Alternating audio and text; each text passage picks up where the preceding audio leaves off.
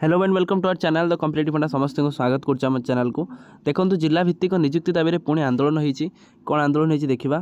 तो आप junior teacher schematic जमी जिला भित्तिक आंदोलन चलता सेमती सबू चाकरी को जिला भित्तिक करने आंदोलन बहुत जोर आरंभ है। देखो कौ जिले कौन होमती कौन हो आलोचना करवा वीडियो स्टार्ट करवा। वीडियो को स्टार्ट करने पूर्व समस्त वीडियो को लाइक और चैनल को सब्सक्राइब करूँ जहाँद्वारा वीडियो नेक्स्ट अपडेट आप पहुँच पार।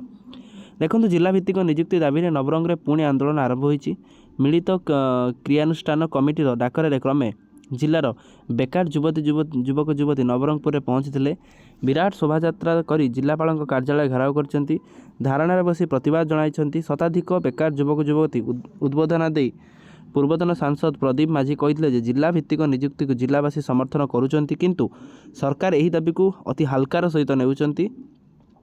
लड़े कले ही हक मिल तेणु समस्त एकजुट हो लड़े करने दरकार। वरिष्ठ नेता मुना त्रिपाठी वक्तव्य गणशिक्षा मंत्री को सीधासलख टार्गेट करते।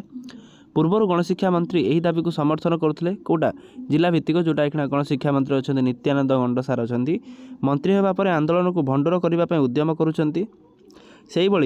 आवाहक अर्जुन और संयोजक भगवान सरकार को समालोचना करी दाबी पूरण नहला पर्यंत आंदोलन जारी रहिबो बोली चेतावनी देते।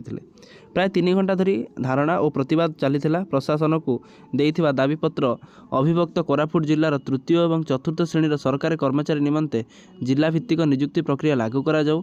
नवरंगपुर जिले शिक्षा भित्तिभूमि को सुदृढ़ न करिथिबार उपकूल तथा अन्य जिलार पिलांक एठारे एका आसी समकक्ष होई पारुनांती। एठारे युवक युवती मध्य तृतीय चतुर्थ श्रेणी सरकार पाउनांती जहाँफल दादन बेकार खटुचंती। जहाँफल जिला भित्तिक नियुक्ति दाबी को से आंदोलन आरंभ कर जहाँद्वारा कि एटा आंदोलन आगू बढ़ो। समस्त ए सचेतन हूँ। वीडियो को बहु मात्रा शेयर कर दिंतु जहाँद्वारा कि वीडियो नेक्स्ट अपडेट आप पहुँचे। Thank you. देखा नेक्स्ट वीडियो।